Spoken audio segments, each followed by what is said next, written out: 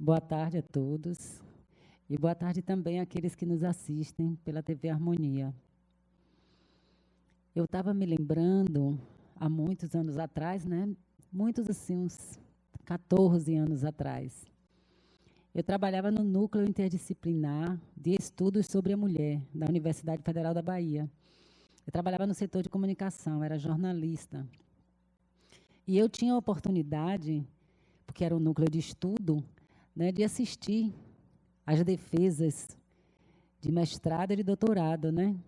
Então eu podia ouvir as teses, as dissertações, e isso era muito bom. E eu me lembro de uma vez, especialmente, que uma doutoranda estava apresentando um trabalho de pesquisa sobre a velhice, né, sobre os idosos. E ela aí fez uma pesquisa e viu uma infinidade de atividades que a nossa sociedade, especificamente em Salvador, em um determinado bairro, né, um determinado local, que eram oferecidos aos idosos. E ela contava isso, né, mostrando que havia um interesse social pelo idoso, etc. e tal. Na banca examinadora, havia uma socióloga que já era doutora, né, e que era de São Paulo.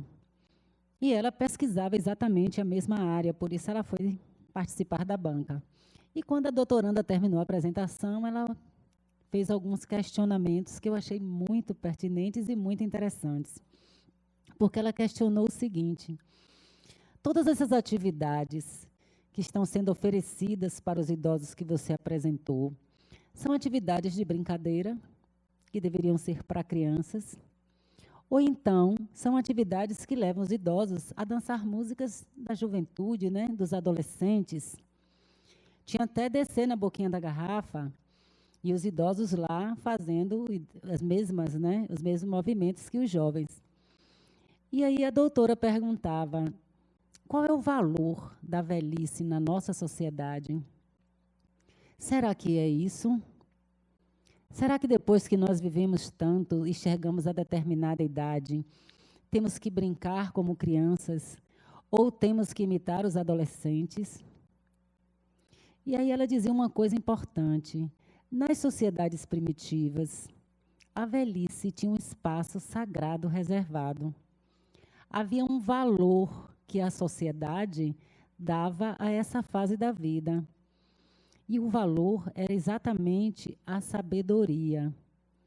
Considerava-se de que a pessoa idosa já havia vivido bastante, já havia experienciado bastante, então ela poderia ter muito a acrescentar à sociedade. Então, por que um idoso estaria dançando como adolescente ou brincando como criança? Será que não seria uma perda da oportunidade de aprender com eles? Mas a nossa sociedade, ela não costuma gostar muito da velhice. Há uma resistência, tanto das pessoas mais jovens, que às vezes são francamente intolerantes, quanto das pessoas também, quando chegam na idade, que começam a achar que para terem alguma felicidade, precisam representar a juventude ou a infância. Ou precisam retomar atividades já não necessárias para elas, como cuidar dos netos. E quando eu digo cuidar dos netos, eu não digo o cuidado natural, a brincadeira, encontrar, mas a obrigação de cuidar dos netos. E, às vezes, nas classes mais pobres, ainda a obrigação de sustentar a filha, o filho e os netos. As pesquisas mostram que grande parte das famílias de baixa renda comprometem na aposentadoria boa parte de sua aposentadoria sustentando os netos. E de suas atividades, depois de aposentadas, cuidando das casas para os filhos trabalharem, cuidando dos netos. Isso porque a nossa sociedade só vê como valor algo que se refira à produção e que renda algo financeiro. Muito centrada no materialismo, a gente imagina que a velhice seja realmente algo que não deva nos interessar, porque seria um momento de paradeiro. O que um velho ou uma velha podem fazer? O que um idoso ou uma idosa podem fazer? Porque a mudança de velho para idoso é a tentativa de que essa sociedade possa novamente perceber o valor da idade.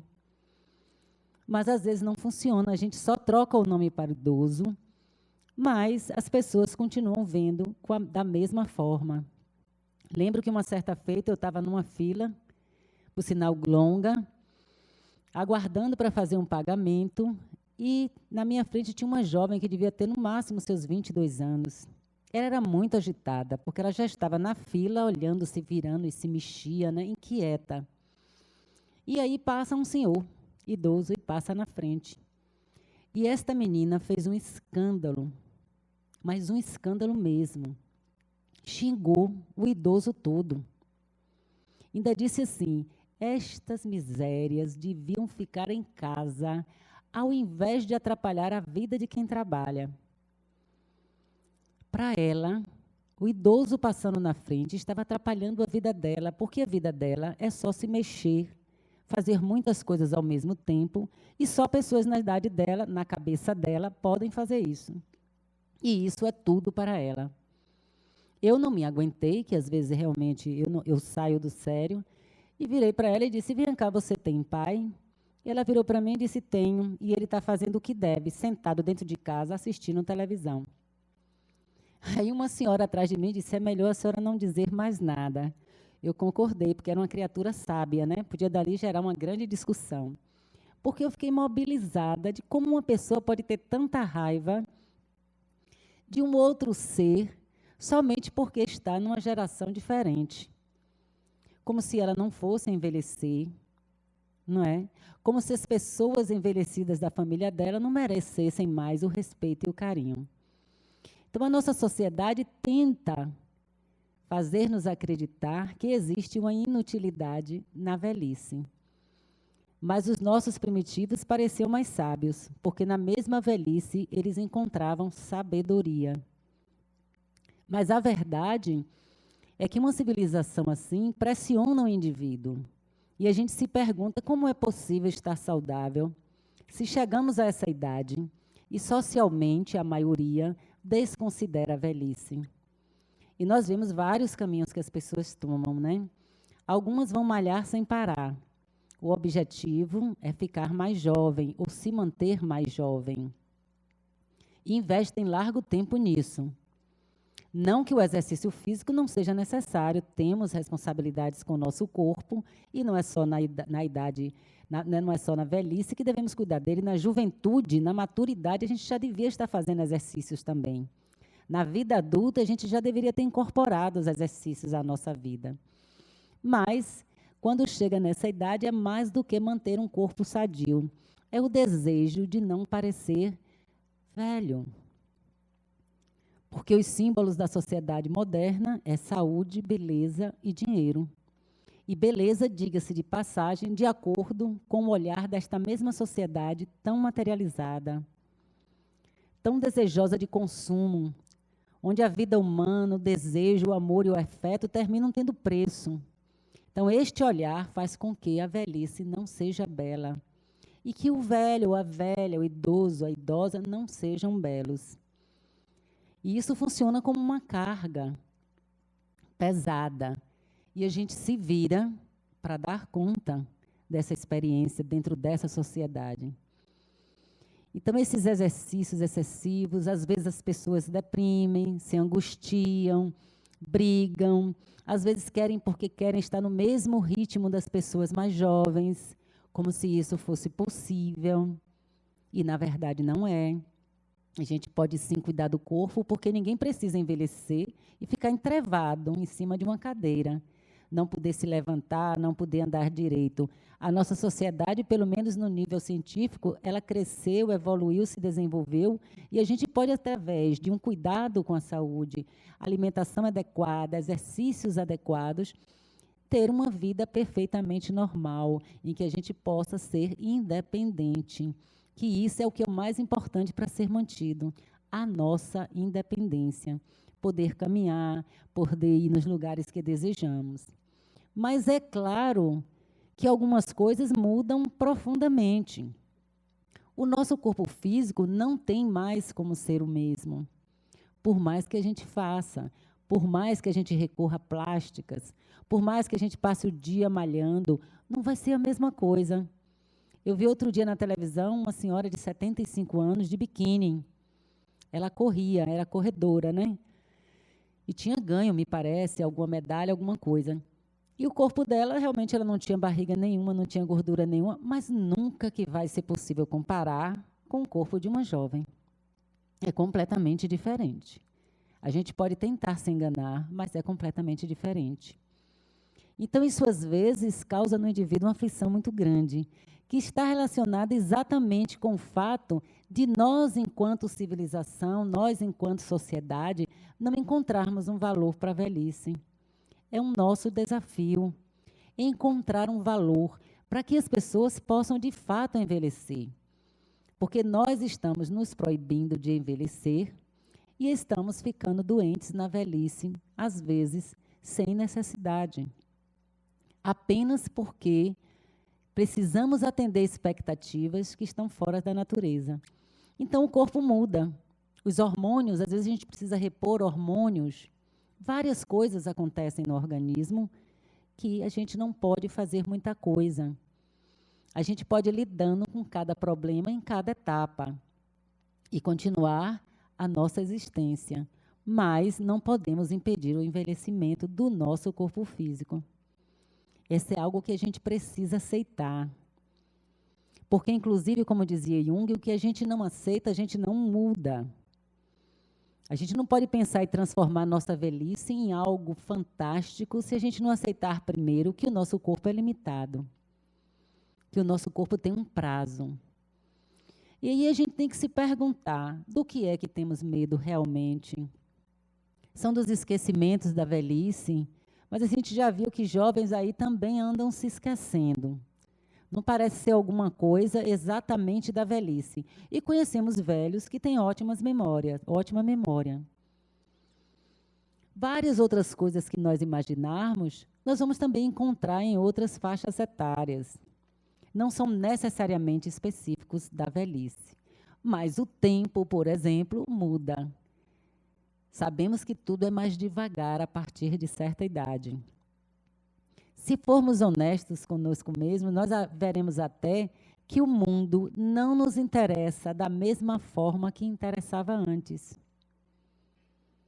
As coisas que acontecem já não têm aquela importância toda que a gente dava na juventude. Lembramos, quando jovens e nos apaixonamos, como parecia a coisa mais importante do mundo.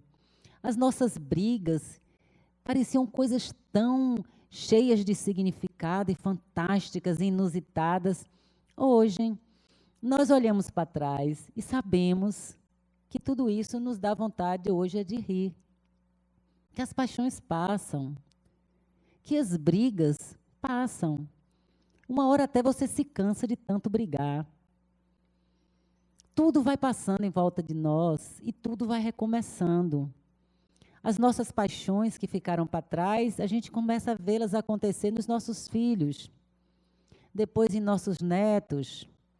O nosso desespero pela profissão, a nossa pressa para realizar coisas, a gente olha se repetindo novamente em cada pessoa, em cada homem, em cada mulher. Se repetindo. Então, nós já não temos mais todo esse interesse nessas questões que antes pareciam tão vitais, mas que, na verdade, são provisórias. E aí a velhice chega e a gente tem que se perguntar qual é o sentido de ficar velho. Todas as etapas humanas têm um sentido. Na infância, estamos estruturando um ego, estamos começando uma vida, precisamos aprender muitas coisas. Na adolescência, nós treinamos a nossa independência, fazer nossas escolhas pessoais. Na adultez, a gente constrói a nossa vida, compra uma casa, escolhe um parceiro ou uma parceira, constitui família, tenta progredir profissionalmente. E na velhice? Qual seria a finalidade da velhice? A gente se pergunta, tem que ter alguma tarefa. Psicologicamente, nossa psique nos diz que a nossa vida não cria nada sem sentido. Não existe nenhuma experiência humana sem finalidade. Então, a velhice tem que ter sentido e tem que ter finalidade. E que finalidade seria essa? Do ponto de vista psicológico, a gente pode imaginar que a nossa psique começa a se distanciar do palco das emoções exageradas e começa a ver a vida como ela de fato é. Não temos mais aquele compromisso de sair correndo atrás de dinheiro, porque já passou esse tempo para a maioria de nós. Não temos a angústia de acordar cedo para cuidar dos filhos, que os filhos já estão adultos.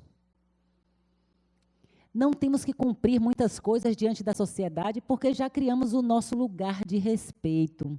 Já estamos satisfeitos com o que construímos. Eu me lembro de uma pessoa que dizia assim: eu fiz todo o curso que eu tinha direito. Fiz graduação, pós-graduação, agora estou quites com o mundo científico. Então, eu posso começar agora a falar o que eu quero. Sou livre já. E isso acontece. Porque já não é preciso mais, não está dependendo de nada. Não vai depender o próprio emprego, não vai depender a própria vida. Nós estamos mais livres nessa idade. Então, psicologicamente, é um momento em que você deixa de estar submetido às situações sociais, às cobranças sociais, e pode estar mais livre. Mas isso é difícil numa sociedade, numa cultura que despreza a velhice. Se ela não desprezasse, seria o momento realmente de estarmos libertos. Também seria o momento de começar a ensinar aos outros o que nós aprendemos. Pode parecer impossível ter alguma coisa para ensinar. A gente vê hoje, né, a juventude já nasce sabendo lidar com computador, com internet, e a gente fica pensando que eles sabem mais do que nós. Crianças, né, como fala as crianças índigos, são espíritos mais evoluídos do que muitas pessoas idosas, elas sabem mais do que a gente. Mas não é verdade. Essa é uma circunstância que mais nos confunde. Espíritos evoluídos, quando vão encarnar na Terra, eles pedem que os pais deles simplesmente cumpram a sua obrigação de pais, que tenham autoridade sobre eles e que não os deixe à toa. Porque de nada vai adiantar eu ser um espírito evoluído se ao nascer eu não tiver uma circunstância que me ampare até que eu possa desabrochar toda a minha possibilidade que eu trouxe para essa vida. Imagine que esses pais, de alguma forma, são orientados pelos avós, pelos pais que vieram antes, que podem ensinar. Eu me lembro que quando meu filho mais velho nasceu, eu tinha lido várias e várias edições da revista Pais e Filhos. Me senti formada como mãe para cuidar do meu filho. Naquela época, então, psicologia estava na moda, né? Então, tinha todo um cuidado de alimentação. Eu nem me lembro como era o nome do médico. Tinha um livro assim, de um médico sobre alimentação para criança. Tudo na ponta da língua. 14 dias de nascido, ele chorou, eu fui tirar a fralda, quando eu olho o umbigo, dei um grito. Meu Deus, arranquei o umbigo de meu filho. Fiquei inconsolável, liguei para minha mãe. Minha mãe, eu fui tirar a fralda de Paulo, perdi a noção, acho que eu fiquei com tanta força que arranquei o umbigo dele. E minha mãe do lado de lá, sábia, experimentada, quanto tempo seu filho já tem, Márcia? 14 dias. 14 dias o umbigo cai, está na faixa, ele deve ter simplesmente caído. Você vai lá e vai ver que no lugarzinho tem só um potinho de sangue, né? E é só colocar o mertiolate, fazer um curativozinho, que daqui a pouco não vai precisar mais nem de curativo. E eu me senti péssima, porque toda a minha leitura não me ajudou muito nessa hora, porque eu não lembrei do detalhe importante dos 15 dias. Mas nós temos uma mãe para fazer isso. temos pessoas mais velhas que passaram por essas experiências e que podem nos orientar nesse momento. E não é só em coisas práticas da vida, às vezes em coisas muito profundas, em coisas importantes que dizem respeito à alma, aos sentimentos, a quando a gente está desolado com o mundo e revoltado, achando que não tem saída, é sempre uma pessoa mais velha que vai dizer: tenha calma, isso passa. Porque tem coisas que a gente só aprende com a idade. Por isso, nós precisamos nos lembrar de dizer aos jovens que eles têm que ter um cuidado, porque eles não têm a nossa idade, mas nós já tivemos a idade deles. Embora não sejamos como eles, mas sabemos de coisas que eles ainda não sabem. Isso poderia permitir que cada um desse esse espaço de sabedoria àquele que está avançado nos anos, porque viveu profundamente o que ainda não foi vivido. E a gente pode pensar até que isso pode ser piegas, mas vamos para as faculdades, né? Para os estudos científicos. Que cientista em sã consciência vai começar a estudar tudo de novo desde o princípio para poder defender uma tese ou pesquisar um assunto que interesse a ele? Ele não vai fazer isso, porque vai ser um recomeçar eterno. Ele vai se basear nos estudos que já foram feitos pelos seus antecessores. Não existe jogar conhecimento fora. O que é novo e o que vem melhor, ele vem de uma base que já foi construída, de um ensinamento e de um estudo que é anterior e que foi feito por outros, os que vieram antes de nós. Então, nenhum jovem, em lugar nenhum, vai poder construir sua vida a partir do início. Ele já vai encontrar uma porção de coisa pronta e vai aprender muita coisa com quem já viveu antes dele. Nesse aspecto, a gente tem que aprender a honrar a sabedoria que os anos nos trazem a todos nós, e que isso só existe porque chegamos lá. De outra forma, não existiria esta sabedoria.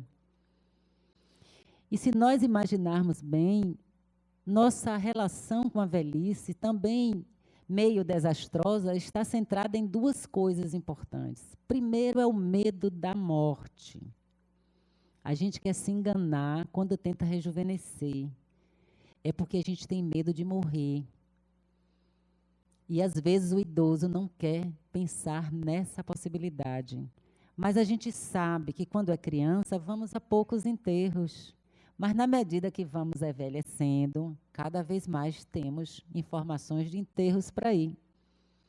Pessoas conhecidas, pessoas um pouco mais velhas, pessoas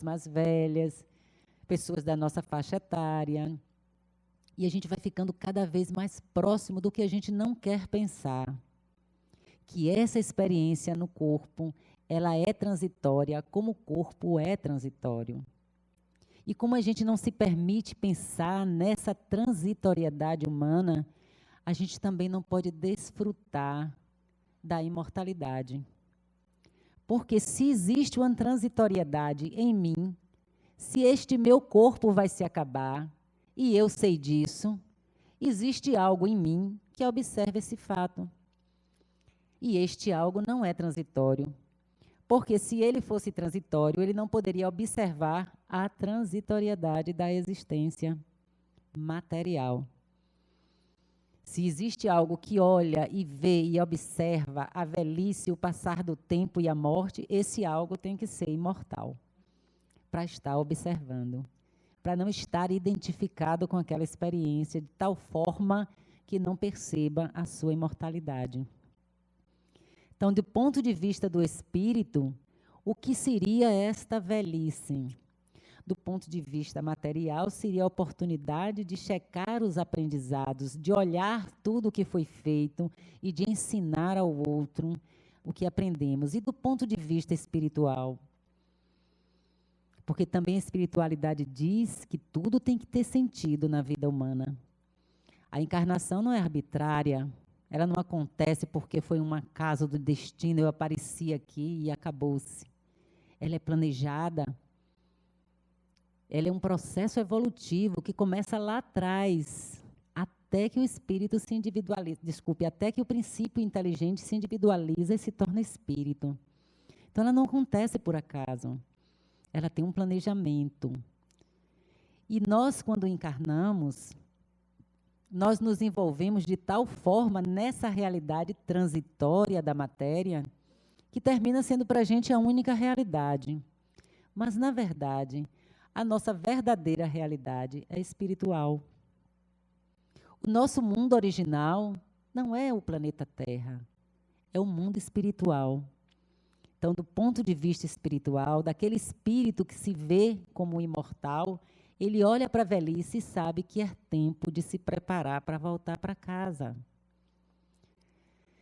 Também é tempo de chegar e fazer os fechamentos necessários.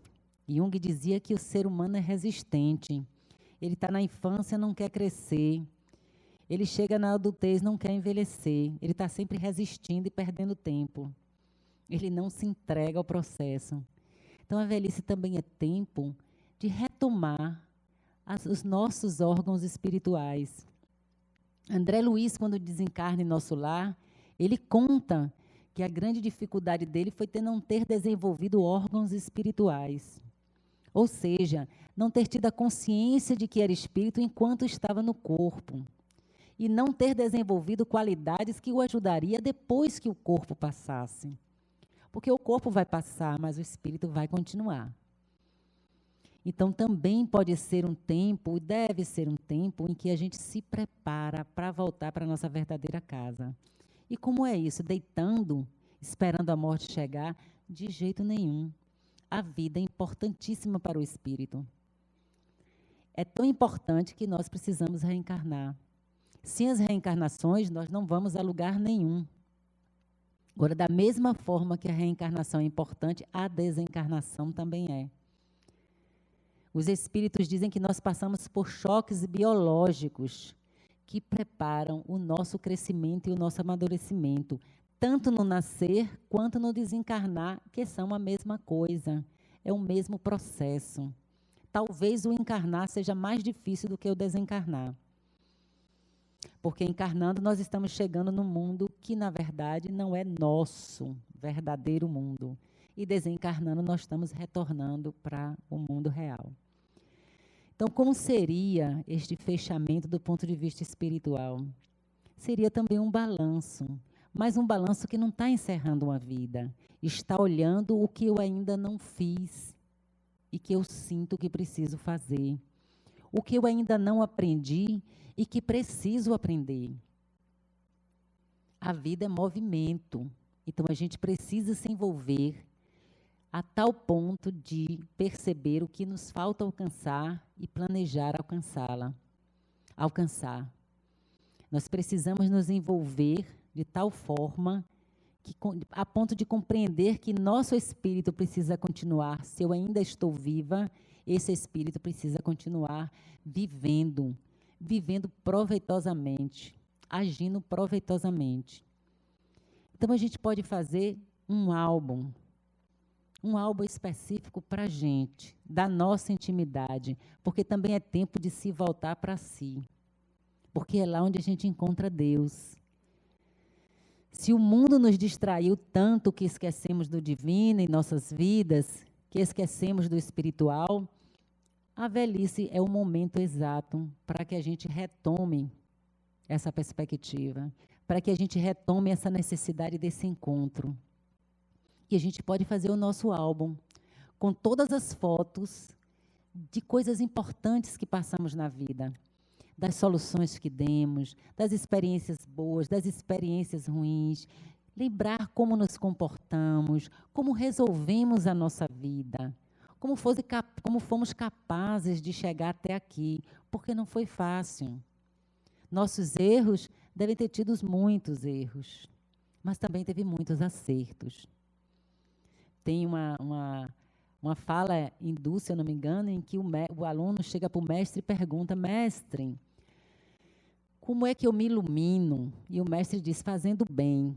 Ele: como é que eu faço o bem? Ele: experimentando. Aí ele fala: experimentando o bem? E o mestre diz: não, o mal. Então, na experiência, a gente vai fazer errado. Só existe uma forma de aprender. E, na maioria das vezes, a gente erra.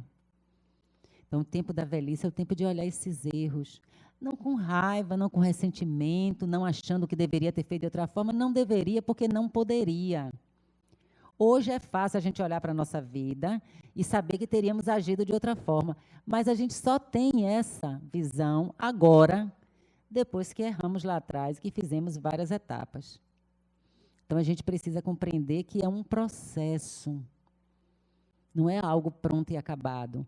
Então, a gente pode olhar para a nossa vida e ver tudo isso, ver os amigos, ver também os inimigos, o que eles têm em comum, o que mais em mim provoca inimizade no outro, o que mais em mim convoca o meu inimigo interno, quantas vezes eu lutei contra mim.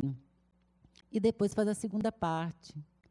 A segunda parte é o que eu preciso ainda aprender. Só que dessa vez, de preferência, não serão as pessoas, as experiências externas que vão me ensinar, mas a minha experiência interna, porque é tempo de meditar. É tempo de mergulhar em si mesmo e aprender a encontrar as próprias respostas dentro de si. Então, é minha alma agora que vai me dizer o que eu preciso fazer para continuar crescendo. O que eu preciso fazer para continuar sendo uma pessoa feliz. Não mais os outros, porque eu já não tenho mais a necessidade de dar algum tipo de satisfação específica à sociedade. Eu agora posso desfrutar. Então, eu preciso mergulhar e traçar meu próprio plano da agora em diante. O que eu falto aprender? Como é que eu vou escolher compreender esse caminho? Porque quando Dona Joana de Ângeles diz, a velhice está na mente também. Mesmo que o corpo tenha a sua própria forma de envelhecer, muita gente jovem está velha e não sabe. Muita gente velha é ainda uma criança. E não é no sentido depreciativo, mas no sentido de uma criança cheia de energia e com condições de arriscar ainda e experimentar a vida. Então, ela diz que a gente precisa usar a nossa mente para vitalizar os nossos órgãos e os nossos pensamentos e as nossas experiências. A gente precisa desenvolver uma alegria de viver genuína, que não precisa mais do reconhecimento dos outros, que precisa do nosso próprio reconhecimento. A gente precisa passar a avaliar a nossa experiência a partir do nosso ponto espiritual. E a gente precisa encontrar com Deus. A gente precisa fazer este encontro com o divino em nós, não mais fora de nós. Que ele exista fora de nós, ele existe, mas esse é o momento de encontrar ele dentro de nós. Isso, com certeza, nos dará saúde suficiente para lidar com a vida. Mas a gente precisa promover esse encontro através das recordações, através da meditação, principalmente, porque ainda temos que doar ao mundo isso tudo que aprendemos de alguma forma, é a nossa parte. Precisamos devolver às pessoas as experiências que nós tivemos sob a forma de consolo, sob a forma de esperança, sob a forma de apoio, sob a forma de apontar um caminho. Que a sociedade diga que a velhice não serve para nada, mas nós precisamos mostrar a essa sociedade que ela tem um grande valor e um grande sentido. E que nós, nesta idade, somos extremamente importantes para uma sociedade, mas principalmente para nós mesmos, principalmente para o nosso caminho. Emmanuel diz que nosso encontro com o divino, com tudo que a gente imagine, de religião, de pesquisa, de ciência, ele acontece sempre da mesma forma. Cada um de nós sozinho diante de Deus. Sem nenhuma pessoa olhando, participando. Somos nós e Ele. E a idade favorece isso.